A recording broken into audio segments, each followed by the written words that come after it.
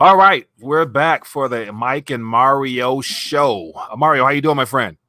I'm doing well. I feel better. I was a little bit under the weather. I think I had like a bad sinus. It's clearing up now. Yeah, It's that's not good. COVID, even though someone else would probably have done the test. I didn't do the test. Played golf. Played golf today. Is a really nice day. Yeah. And as I was telling you, when I drove to the golf course, I stopped to put some diesel in the car, and they didn't have the regular diesel, the cheaper diesel, which is what I usually use. Yeah. All the pumps didn't have it, so I had to put the more expensive one. And when I went to pay, I asked the guy what's going on. He said, "Well, they haven't delivered the diesel yet. There's a shortage of drivers, and but they're supposed to be coming in an hour." Yeah. So yeah, it is affecting things. Some of the shelves are a little emptier in Mhm. the supermarkets. I went to a big supermarket the other day just to look around. Asda, it's called. I Mhm. think it's like a Walmart in the US.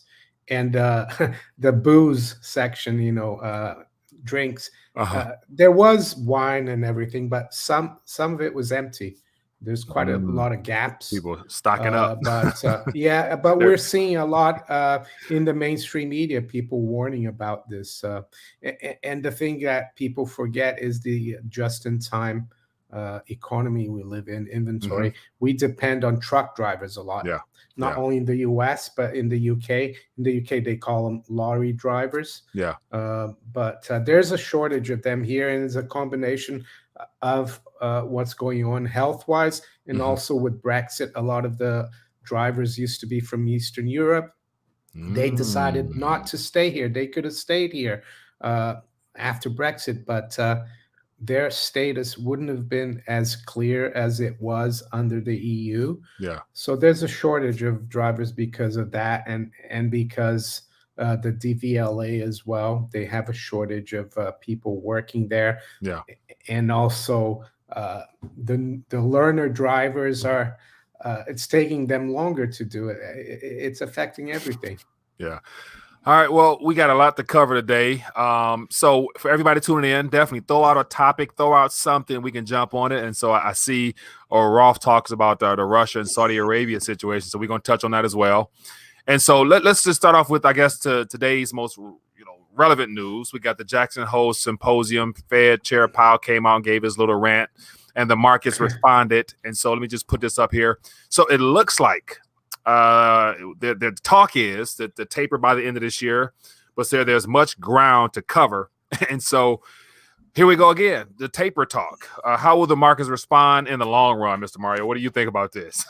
Well, there's an old saying in the markets, because I was in the market for over 20 years. When you have news that comes out, like his speech, Uh-huh. or let's say non-farm payroll data, the Yeah. initial reaction of the market is usually what determines the long-term reaction. So Yeah.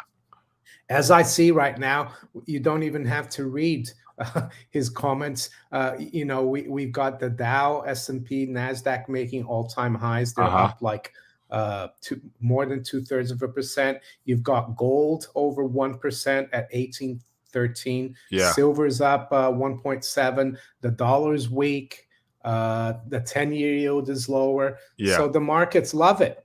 He gave what the markets wanted.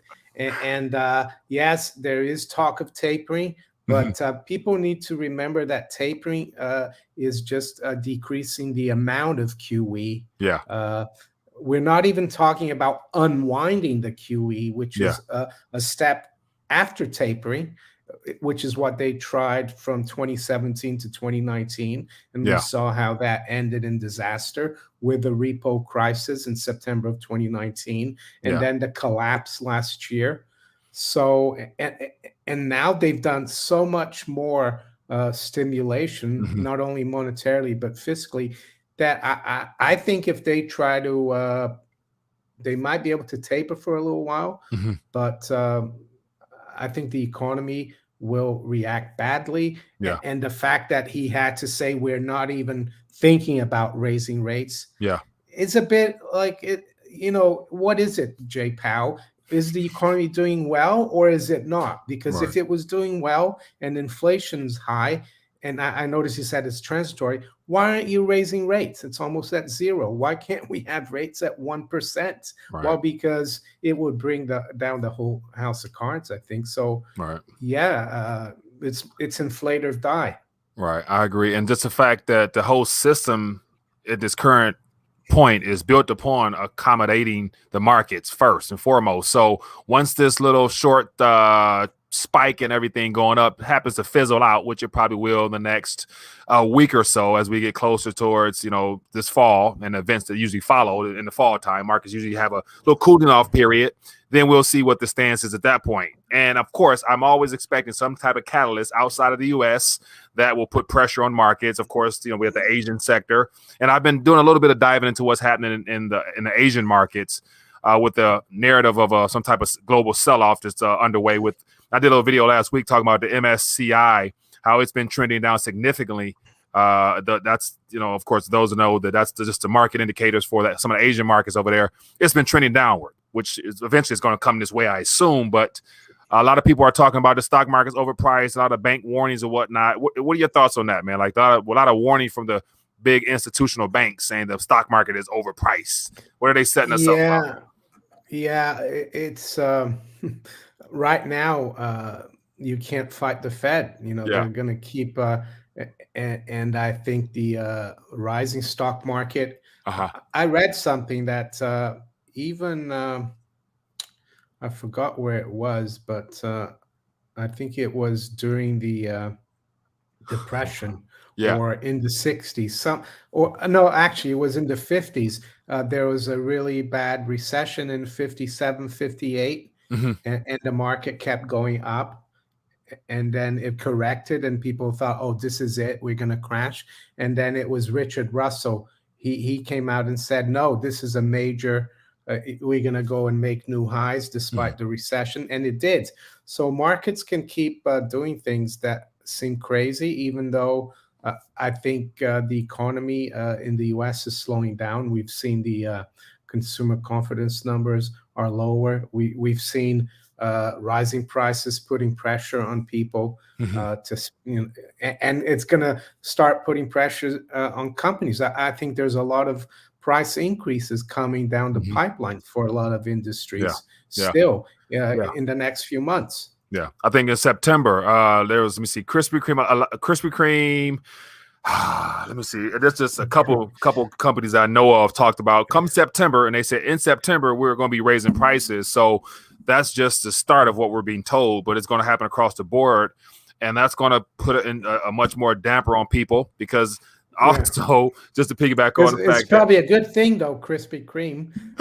It's not that healthy anyway. Starbucks as well, and a variety of other companies. But then we got all the accommodative stuff for the unemployment stuff ends in a week or two or so, and you name it. And then eviction moratoriums, the Supreme Court decided to overrule Biden's continuation of the eviction moratoriums. So that's going to hit the fan pretty hard. So no matter what, the real economy that the average Joe lives in is not going to improve. But corporate profits has done extremely well over the last quarter, I noticed. Well, yeah, because they're using financial gearing. Yeah. They're buying back stocks. So when there's less stocks floating out there, there's less shares. The earnings might not go up, but the earnings per share look better, right? Yeah. It's all financial engineering. So it's funny because I hardly ever have donuts or Krispy Kreme, but I went early this week into the local shopping mall. I had a coffee and then I walked past the Krispy Kreme and I said, "Oh, I'm gonna have one, just one." and it was £1.75, and I took a £2 coin out. Yeah. And I went to pay, and the girl said, "Oh, we don't take cash, only card." And I said, "Well, you won't have my business then." And I just walked away. So it saved me from having Krispy Kreme. So they don't want to take cash either. They must be following the Fed's mandate instructions. or Yeah, clearly I talk about heard some coin people shortage. saying that they're having trouble getting $100 bills from their local banks. Really, and of course, there's reports floating around that all the small regional banks are closing down and merging and whatnot. Even in my neck of the woods, one of the bigger banks have decided to close some branches. So the great banking squeeze is underway. But real quick, I wanted, because I was looking at some just charts earlier, and I wanted to bring this to your attention. Just what about what I just mentioned about U.S. corporate profits quarter over quarter, and how over the last year, due to all the excess accommodative policies, corporations have been doing extremely well. And here's my concern: is that if they are talking about tapering and dialing back, some of that accommodative policy may not make its way into the consumers' pockets to actually go out and spend as much. So that right there might create a little bit of a problem as well. So But something's if going you to give a look lot here, sooner. if you look at last year, Yeah, it was a disaster because they locked the economy down. yeah, Of course, it's going to look really good now. yeah, It's yeah. going to jump up like it did there. But We got and I think a lot of it is because rates are so low as well, so yeah. they can buy back their shares. Mhm. And of course, it has improved. I guess they reopened the economy. People are doing more things. Yeah, It's normal that their earnings have improved. yeah. Very true. Very true. All right, so people, we're tuning streaming live right now. So feel free to throw out a thought or comment or whatnot, and we'll jump on it. And so let's jump on the kingdom and the Russian Federation agreement that was put into which was signed earlier this week, which happened to fly under the radar for from a lot of the mainstream news stories because of everything happening in Afghanistan and beyond. But what did this, when you first saw this, what the first thing came to your mind, Mario? Well, I got an email this morning from one of my viewers about this, and I had a look at it, and I said, "Well, that's bad for the petrodollar," but I Mhm. didn't really read the story. Yeah. Uh, and then you sent me the link as well when I got back from playing golf Hmm. today, and I didn't see this because it actually just happened on Monday. Right. So, like you said, it flew under the radar. I think it's very significant Yeah. because the petrodollar uh, deal back in the 70s, when Kissinger engineered it between the United States and the Kingdom of Saudi Arabia, Hmm. was that the United States would protect Saudi Arabia militarily, Yeah.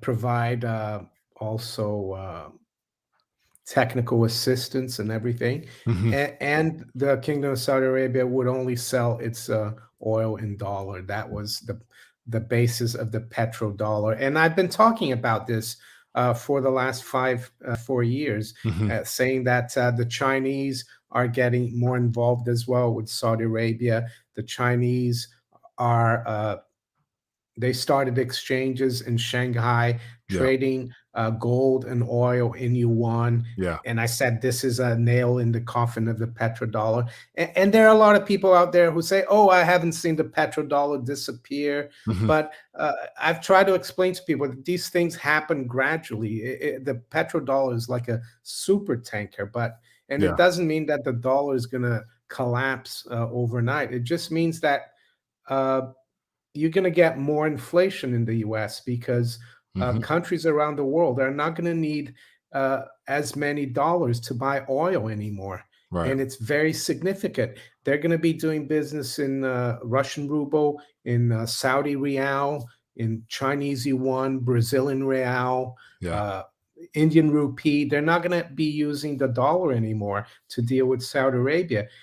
And I think what happened in Afghanistan, the fiasco Hmm. in Afghanistan, which it's very difficult to say exactly why that's happening, Yeah. but it doesn't inspire confidence in Saudi Arabia, uh, inspire confidence in the U.S. Yeah. as someone that could protect Saudi Arabia.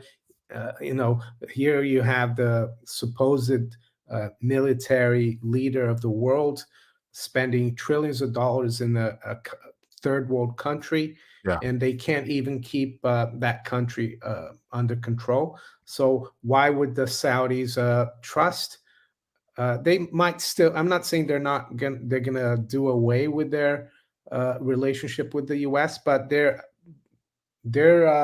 looking at other options, i.e., the Russians. Mm-hmm.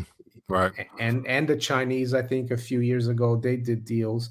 Right. So I could see, yeah, the petrodollar is in trouble. And I think if you look from 2000, the amount of dollar holdings uh, have gone down from, I think, 60 something, 60, well below 50. I think 49 or 66. something like that. Yeah, 66% to somewhere near 50 now. So I Yeah. think that's going to keep decreasing.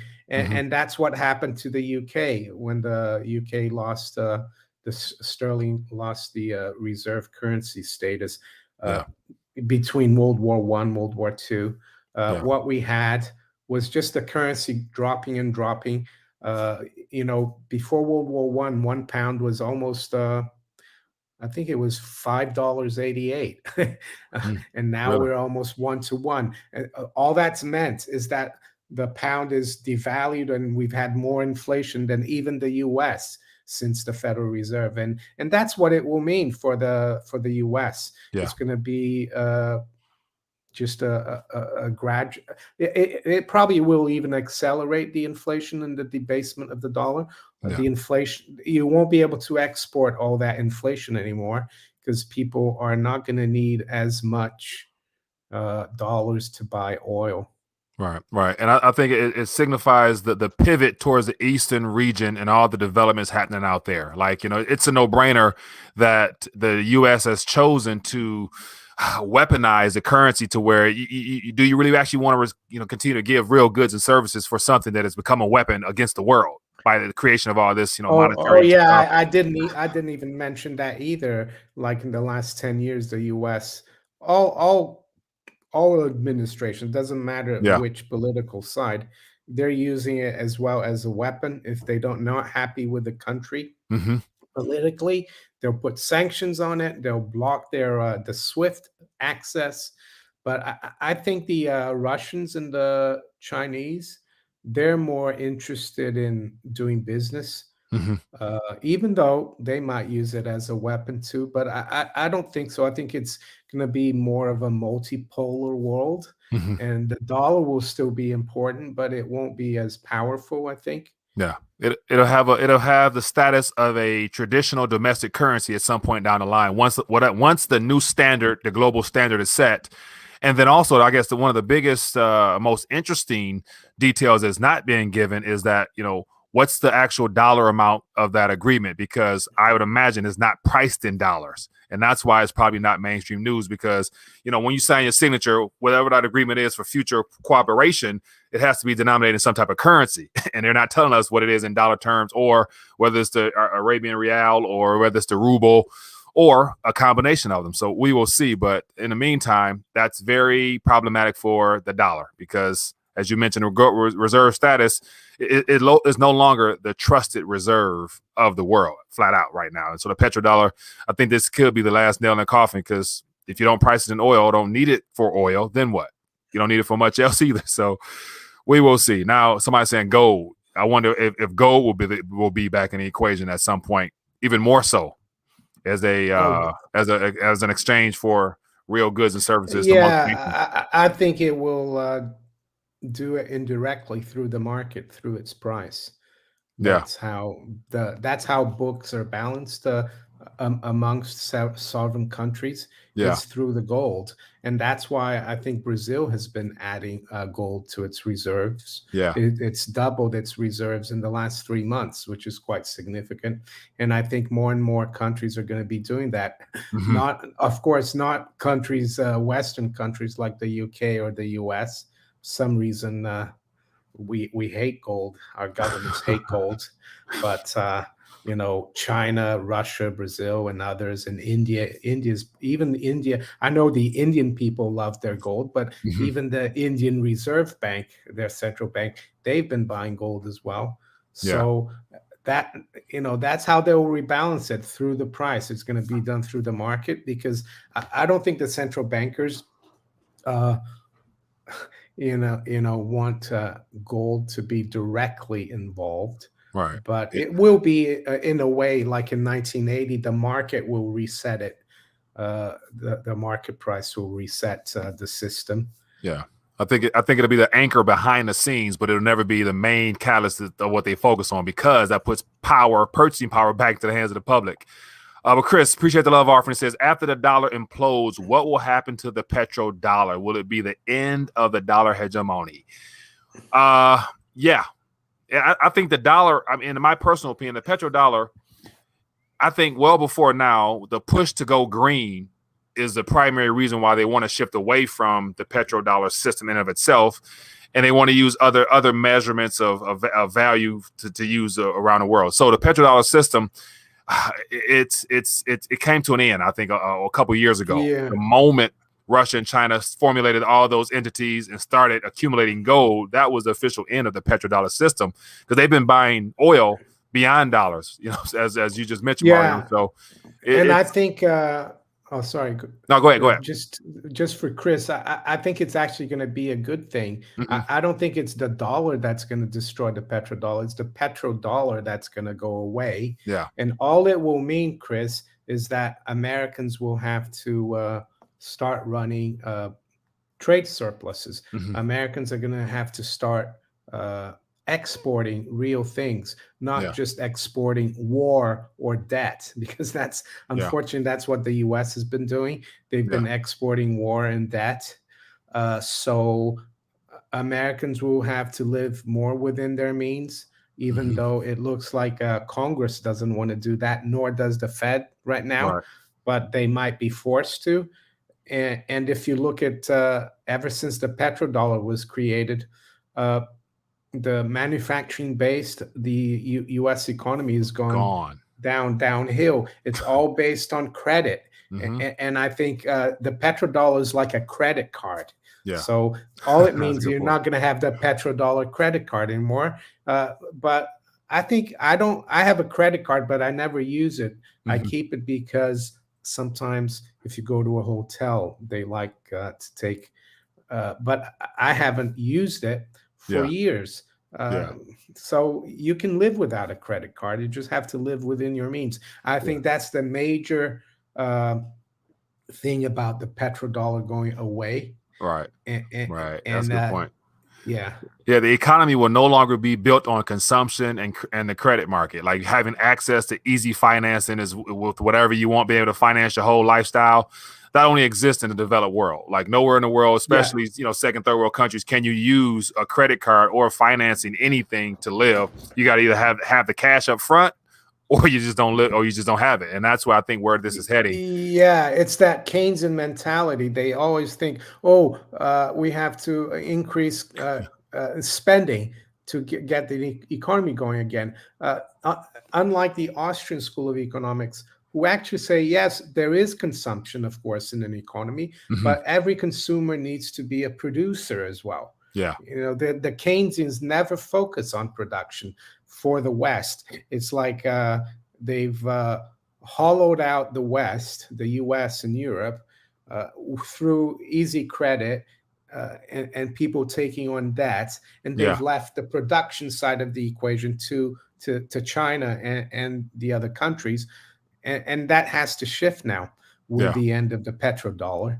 Yeah, it's no way. It's not sustainable. And I think the world, with all these events, of course, we got the major cover up, which happens to be the health situation. But underneath that, all these things happening under the scenes, it's stuff we're not really getting much airplay, but it is what it is. But it says no more $2.2 trillion wars. Let's hope not, Rolf. Yeah. And so I mentioned last night on one of my little rants about how the recent event that happened in Afghanistan, how the U.S. happened to have left $85 billion worth of military equipment, including the biometric information of all of Afghanis that's partnered with the U.S. And of course, ISIS-K has just popped up on the scene. I never heard of ISIS-K until now. I'm sure they exist before then, but how all that's leading to a much greater conflict to where war is still on the table, like never before, depending on how this current pretender administration responds. I think because the military industrial complex has been deprived of a lot of funds lately because we haven't been in any outright conflicts in a while. So that could be the next market booster as well if we respond with more, firepower or something like that. I saw a little clip on TikTok that they found pallets of brand new, minted dollar bills in Afghanistan that were Really? left there as well. And I so is mean, the TikTok was the video of those pallets, or they yeah, were and talking people about they did. saw or heard? No, the video and people taking the wrapper off, brand new minted $100 or $50 bills. I couldn't see it very clearly. Yeah. So aside from arms, they've left a lot of cash And that for is the. definitely not by accident. There's no way you just leave extra pallets of cash and 85 billion worth of actual military equipment around unless you're trying to outright fund these organizations so that they can carry on the globalist agenda of creating more military conflict in our region. And I mentioned how it looks like Syria has always been, one of those countries that the U.S. has been trying to remove aside for the last 20 years.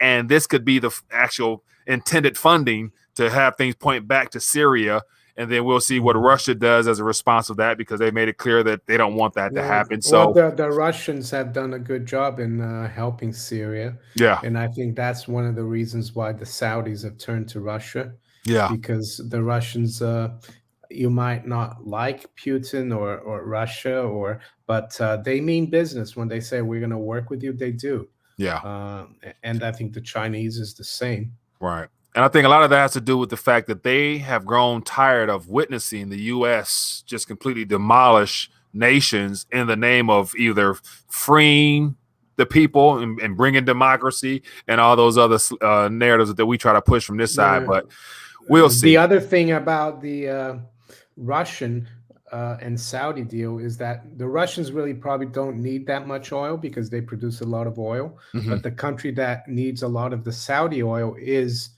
China. Yeah. And China's military is not as strong as Russia's military. Russia is not a huge economy, but militarily is like number 2, I would say.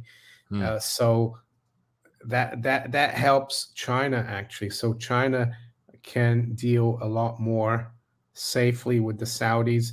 I'm sure the Saudis will take. Why would they want to take dollars if everything is made in China these days? So they will take yuan, and then they'll have the Russians there helping militarily and in an advisory mode as well. Yeah, here's a comment from Rolf. It says, U.S. Major Danny Surgeon talking today said that they were bribing everyone in Afghanistan with U.S. cash. He was giving away $150K a month, bribing Taliban not to attack them and other deals. Okay, that's that's probably the cash that someone put on TikTok there. I would say those pallets. Oh my goodness! And also another event. I didn't see any gold bars though. Oh no! I don't think the U.S. has got any gold. And then I'm sure you had to hear about how the Federal Reserve has decided to freeze all the Afghanistan, accounts assets and whatnot. Yeah, due to the fact that Taliban is not an approved government, but they're giving them all the mainstream attention and acknowledgement of being the new government of that country there. So it's like, what do you want us to believe? Yeah, pick your poison. Yeah, and apparently even under the previous U.S. administration, they were already negotiating with the Taliban about leaving. So, that's why I haven't really tried to ignore or avoid watching. Well, I never really watched the mainstream, but about what's going on in Afghanistan. I think it's a lot more. It's not really what it seems. Yeah, I know Sleepy Joe. He's got dementia and everything.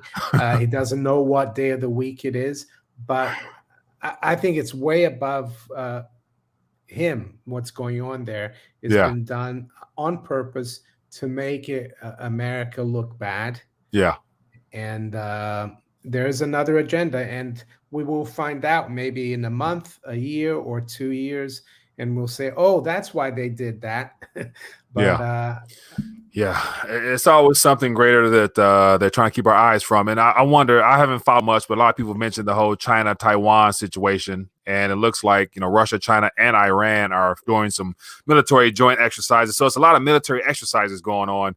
And the U.S., doesn't seem to be on the page to we don't have any we're not doing any exercise or whatnot at this current moment. So what are the Eastern nations preparing for that we ourselves are not even acknowledging? So that's going to be interesting as well to find out. And then it looks like what you mentioned earlier about the whole situation with Denmark. And so it looks like that more people are coming across that information. And so they I sold out. It's not the title of the article I just clicked on, but talking about Denmark basically alleviating all their prior health situations. I saw a tweet here before we came on. It's about an hour ago. Someone on Twitter called @PeterSweden7, and he said, "Huge news! Denmark has announced they will be removing all COVID restrictions, including the COVID passport." I think that's huge. I know Denmark is not a big country, but it's an important country.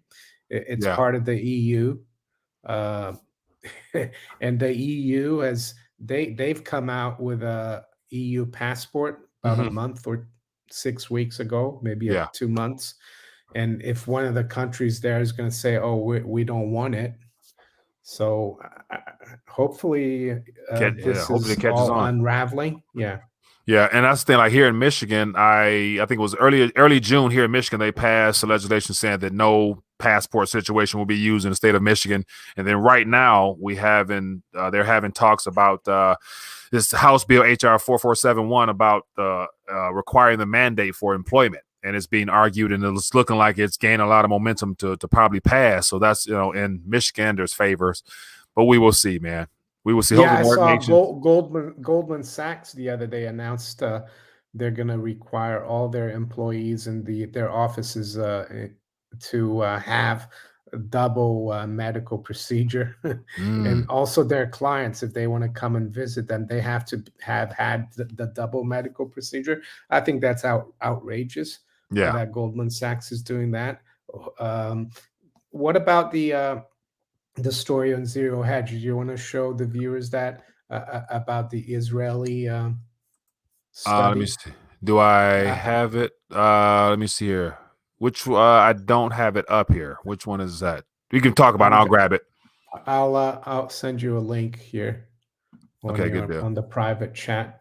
Good deal. Let's see. Hold on. Also, for those tuning in, if you're enjoying the back and forth, throw out some questions or whatnot. Hit the thumbs up button. Show your support for the channel. And so here's one of the biggest issues I think is going to happen. Let me grab this link here. Open link. I'll grab it. Throw it open here.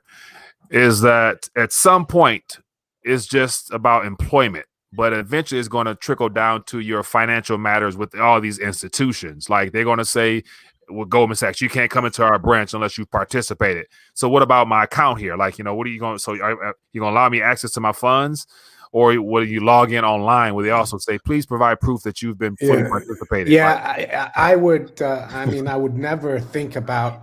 Well, first of all, I'm not rich enough, wealthy enough to have an account with Goldman Sachs. Yeah. But if I did, I would close it and move the money elsewhere, because for them to tell me as a client that I need to have the double procedure to go and see them, I think it's none of their business really. What especially after news like this. And this came out on Bloomberg, Bloomberg.com. This is not just on Zero Hedge. It makes Goldman Sachs look really stupid doing what they're doing. Right. And it definitely goes well beyond science. It goes towards strictly the globalist agenda in of itself. But I think Israel, having been used as a primary test case for all this stuff, they're not doing too good over there, and they're still locking people down. So the most heavily participated population, and they're still on lockdown from what I'm hearing. So and Sweden, the country that didn't lock down, they're fine. They're doing really well. From this is man, this is very, very sad stuff. And Sammy Farr says, we'll be interested to see how countries go, Denmark or Australia. Yeah. And so I'm assuming you've been paying attention to what's going on in Australia. That's really And those camps are being thrown out there that they're putting up around the country, especially near airports, and they're selling them. They're advertising like they're going to be like little mini resorts. Like everybody have their own balcony and meals a day. I'm thinking like, how are you going to get people in there? Will you invite them in, or will you force them in? And that's stuff that nobody's really talking about, man. I hadn't heard about that. It's almost like a FEMA camp. Exactly, and that's exactly what it is. But they're selling it or they're trying to sell it as if they're partnering with the government to provide these housing facilities, as is put. So, anyway, Maybe I'll move to Denmark. I've got an Italian passport, which is part of the EU. So, yeah, somebody says Australia has no Second Amendment. Denmark is going to sink. Yeah, microchip. Yeah, man. But anyway, so Mario, we get ready to dial back, man. We've covered a lot of good subject matter, I think, and want to leave us with some good news for this weekend of any kind. Good news, yeah. I like putting you on the spot.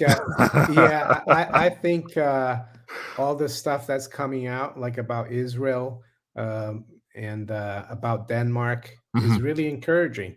And I think the good news is for people to be strong mentally and not let all this scaremongering and coercion about taking the medical procedure and